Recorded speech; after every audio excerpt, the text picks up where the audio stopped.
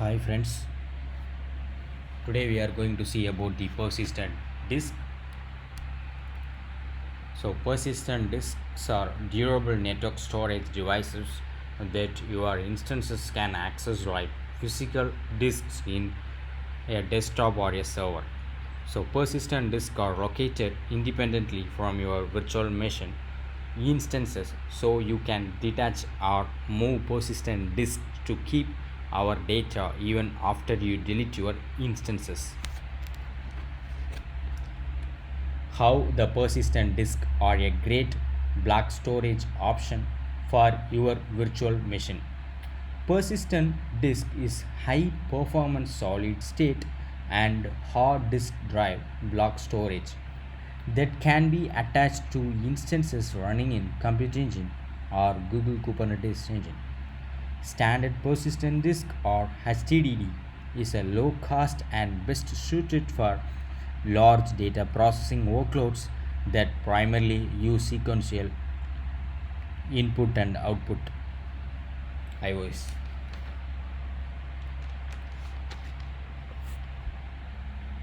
SSDs are better for high performance applications and databases that require lower latency and more input output operations per seconds. You can create persistent disk through the console by selecting the disk type and where you want it, then attach it to the virtual machine. We could also use the gcloud command line interface to create and attach the disk. And you don't have to worry about downtime because you can resize the storage on demand without having to restart the VM or reattach the volumes for high availability. We can create a regional storage replicating and automated geo replicated snapshots on the security front. So persistent disks are automatically encrypted to protect our data. So next time if you are looking to add reliable and affordable storage to your VM, we can add this persistent disk. So here we have the disk types. When we configure a zonal or regional persistent disk, we can select one of the following disk types. So these are the disk type of the persistent disk, types of persistent disk. So first one is a standard persistent disk. So standard persistent disk, that is PD hyphen standard. In Google Cloud it will be shown like that only, PD hyphen standard. We need to select if our workload needs standard persistent disk, then we have to select this PD hyphen standard. Okay, this PD hyphen standard are backed by standard hard disk drives HDD. Next one is balanced persistent disk, that is PD hyphen balanced. This balanced persistent disk are backed by solid state drives SSD. They are an alternative to SSD persistent disk that balance performance and cost. Then third one, SSD persistent disk, that is PD hyphen SSD, are backed by solid state drives SSD or SSD. Then finally extreme persistent disk, that is PD hyphen extreme, are backed by solid state drives SSD with consistently high performance for both random access workloads and bulk throughput. Extreme persistent disks are designed for high end database workloads. Unlike other disk types, we can provision our desired input output operations per second. Then we can, if you create a disk in the cloud console, the default disk type is PD hyphen balanced. For example, if you are creating a disk in the cloud console by using the cloud console, the default disk type, it will be in PD hyphen balanced. If you create a disk using the gcloud command line tool or the computer engine API, then the default disk type, it will be in PD hyphen standard. So no need to worry about this. We are going to see those things in our upcoming lab. Now I am going to click this link.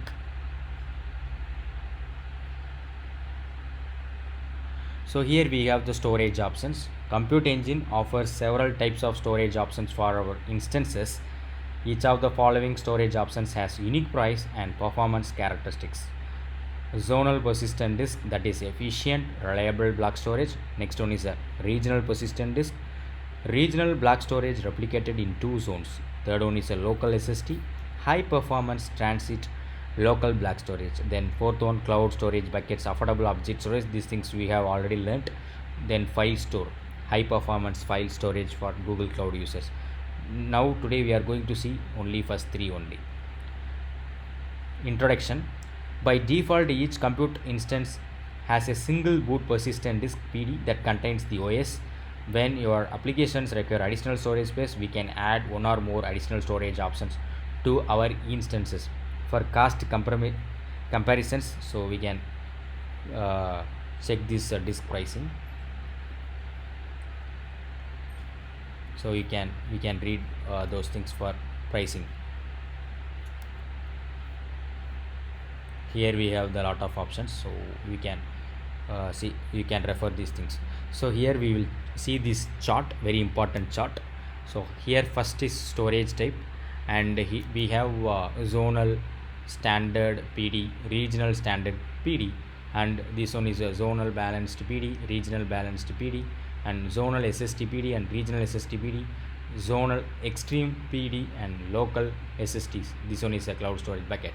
Okay, so just you should remember these two word only, PD, zonal, regional, it is common, and standard balanced SSD. Then last one is extreme only, but here we don't have that regional option, right? Okay, so first we will see the zonal standard persistent, zonal standard persistent is correct. So the first one is storage type. What is the storage type for this? Efficient and reliable block storage. Next one is a regional standard PD. This one is also efficient and reliable block storage, but with synchronous replication across two availability zones in a region.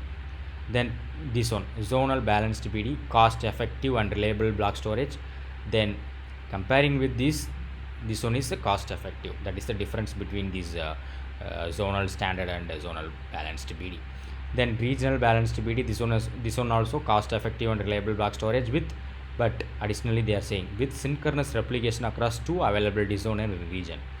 Then zonal SSD PD, third type we have fast and reliable block storage. Then here regional SSD PD, fast reliable block storage with synchronous replication across two availability zone in a region.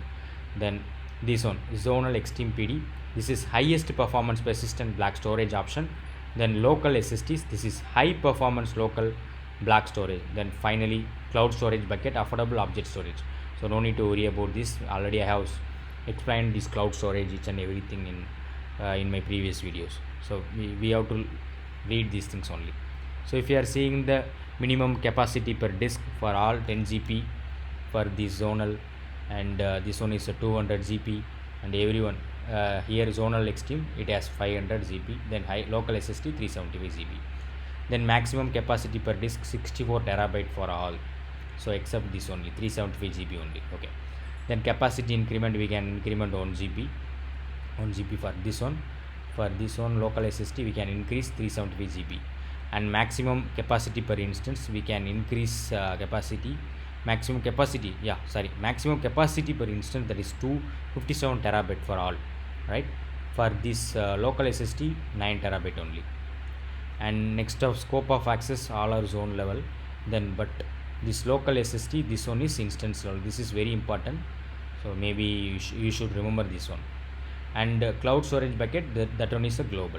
Okay, so local SSD it is instance level only, and except this local SSD remaining are zone level only.